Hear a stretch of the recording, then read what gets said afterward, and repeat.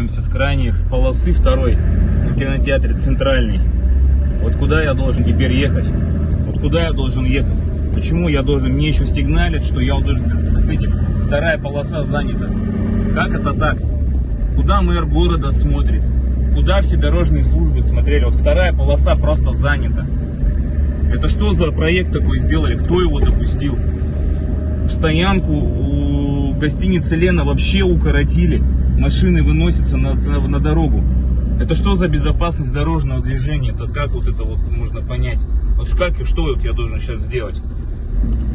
Это вот что сделали вообще?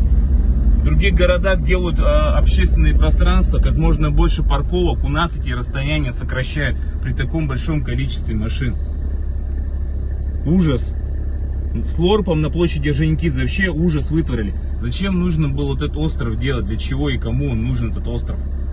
Машины просто некуда ставить. Все стоят в кучу, никто разъехаться не может.